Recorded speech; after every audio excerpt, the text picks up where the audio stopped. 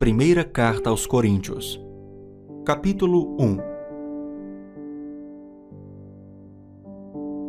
Paulo, chamado pela vontade de Deus para ser apóstolo de Cristo Jesus, e o irmão Sóstenes, à Igreja de Deus que está em Corinto, aos santificados em Cristo Jesus, chamados para ser santos, com todos que em todos os lugares invocam o nome de nosso Senhor Jesus Cristo, Senhor deles e nosso. Que a graça e a paz de Deus nosso Pai e do Senhor Jesus Cristo estejam com vocês.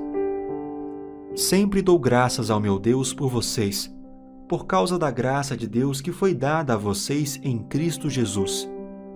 Porque em tudo vocês foram enriquecidos nele, em toda palavra e em todo conhecimento, assim como o testemunho de Cristo tem sido confirmado em vocês, de maneira que não lhes falta nenhum dom, enquanto aguardam a revelação de nosso Senhor Jesus Cristo. Ele também os confirmará até o fim, para que vocês sejam irrepreensíveis no dia de nosso Senhor Jesus Cristo. Fiel é Deus, pelo qual vocês foram chamados à comunhão de seu Filho Jesus Cristo, nosso Senhor. Irmãos, pelo nome de nosso Senhor Jesus Cristo, peço-lhes que todos estejam de acordo naquilo que falam e que não haja divisões entre vocês.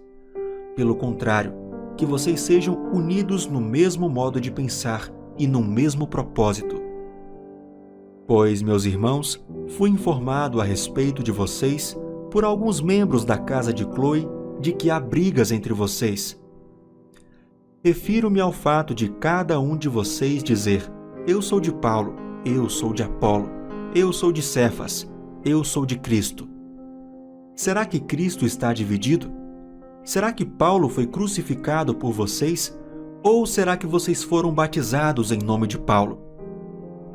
Dou graças a Deus por não ter batizado nenhum de vocês, exceto Crispo e Gaio, para que ninguém diga que vocês foram batizados em meu nome. Batizei também a casa de Estéfanas. Além destes, não me lembro se batizei algum outro. Afinal, Cristo não me enviou para batizar, mas para pregar o Evangelho, não com sabedoria de palavra, para que não se anule a cruz de Cristo. Certamente, a palavra da cruz é loucura para os que se perdem, mas para nós, que somos salvos, ela é o poder de Deus. Pois está escrito: destruirei a sabedoria dos sábios e aniquilarei a inteligência dos inteligentes. Onde está o sábio? Onde está o escriba? Onde está o questionador deste mundo? Não é fato que Deus tornou louca a sabedoria deste mundo? Visto que na sabedoria de Deus, o mundo não o conheceu por sua própria sabedoria. Deus achou por bem salvar os que creem por meio da loucura da pregação. Porque os judeus pedem sinais e os gregos buscam sabedoria. Mas nós pregamos o Cristo crucificado, escândalo para os judeus, loucura para os gentios. Mas para os que foram chamados, tanto judeus como gregos, Cristo é o poder de Deus e a sabedoria de Deus. Porque a loucura de Deus é mais sábia do que a sabedoria humana, e a fraqueza de Deus é mais forte do que a força humana. Irmãos, considerem a vocação de vocês.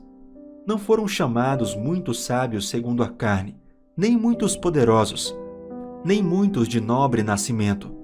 Pelo contrário, Deus escolheu as coisas loucas do mundo para envergonhar os sábios, e escolheu as coisas fracas do mundo para envergonhar as fortes. E Deus escolheu as coisas humildes do mundo, e as desprezadas, e aquelas que não são, para reduzir a nada as que são, a fim de que ninguém se glorie na presença de Deus. Mas vocês são dele, em Cristo Jesus, o qual se tornou para nós, da parte de Deus, sabedoria, justiça, santificação e redenção, para que, como está escrito, aquele que se gloria, glorie-se no Senhor. Capítulo 2. Irmãos, quando estive com vocês, anunciando-lhes o mistério de Deus, não o fiz com ostentação de linguagem ou de sabedoria. Porque decidi nada saber entre vocês, a não ser Jesus Cristo e este crucificado. E foi em fraqueza, temor e grande tremor que eu estive entre vocês. A minha palavra e a minha pregação não consistiram em linguagem persuasiva de sabedoria, mas em demonstração do Espírito e de poder, para que a fé que vocês têm não se apoiasse em sabedoria humana, mas no poder de Deus. No entanto, transmitimos sabedoria entre os que são maduros, não porém a sabedoria deste mundo, nem a dos poderosos desta época, que são reduzidos a nada. Pelo contrário, transmitimos a sabedoria de Deus em mistério, a sabedoria que estava oculta e que Deus predeterminou desde a eternidade para a nossa glória. Nenhum dos poderosos deste mundo conheceu essa sabedoria, porque se a tivessem conhecido, jamais teriam crucificado o Senhor da glória. Mas, como está escrito, nem olhos viram, nem ouvidos ouviram, nem jamais penetrou em coração humano o que Deus tem preparado para aqueles que o amam. Deus, porém, revelou isso a nós por meio do Espírito, porque o Espírito sonda todas as coisas, até mesmo as profundezas de Deus. Pois quem conhece as coisas do ser humano, a não ser o próprio espírito humano que nele está? Assim, ninguém conhece as coisas de Deus, a não ser o Espírito de Deus. E nós não temos recebido o Espírito do mundo, e sim o Espírito que vem de Deus, para que conheçamos o que por Deus nos foi dado gratuitamente. Disto também falamos, não em palavras ensinadas pela sabedoria humana, mas ensinadas pelo Espírito, conferindo coisas espirituais com espirituais.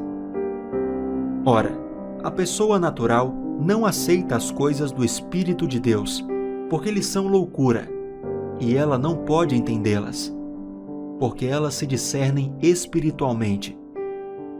Porém, a pessoa espiritual julga todas as coisas, mas ela não é julgada por ninguém, pois quem conheceu a mente do Senhor para que o possa instruir? Nós, porém, temos a mente de Cristo.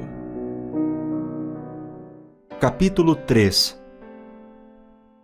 Eu, porém, irmãos, não pude falar a vocês como a pessoas espirituais, e sim como a pessoas carnais, como a crianças em Cristo. Eu lhes dei leite para beber. Não pude alimentá-los com comida sólida, porque vocês ainda não podiam suportar. Nem ainda agora podem, porque vocês ainda são carnais. Porque se há ciúmes e brigas entre vocês, será que isso não mostra que são carnais e que andam segundo padrões humanos? Quando alguém diz, eu sou de Paulo, e outro diz, eu sou de Apolo, não é evidente que vocês andam segundo padrões humanos? Quem é Apolo e quem é Paulo?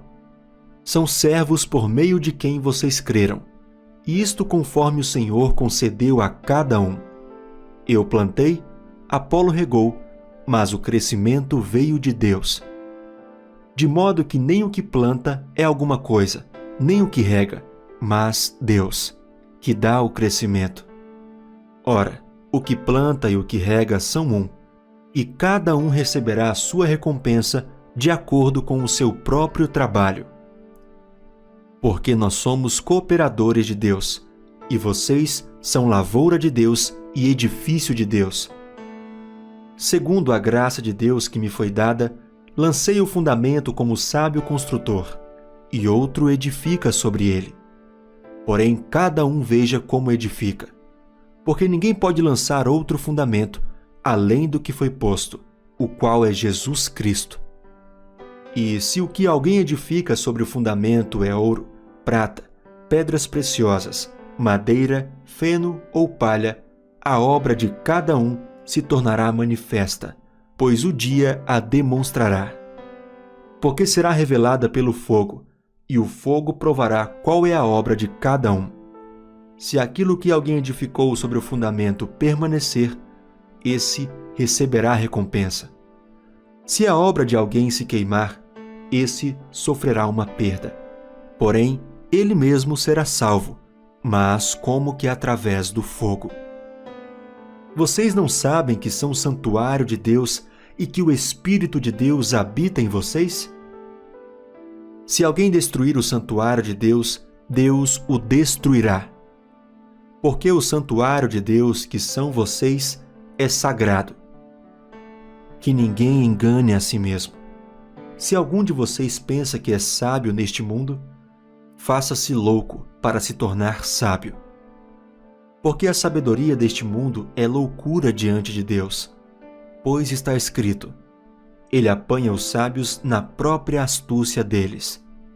E também, o Senhor conhece os pensamentos dos sábios, e sabe que são pensamentos vãos. Portanto, ninguém se glorie nos homens, porque tudo é de vocês, seja Paulo, seja Apolo, seja Cefas, seja o mundo, seja a vida, seja a morte, sejam as coisas presentes, sejam as futuras, tudo é de vocês, e vocês são de Cristo, e Cristo é de Deus.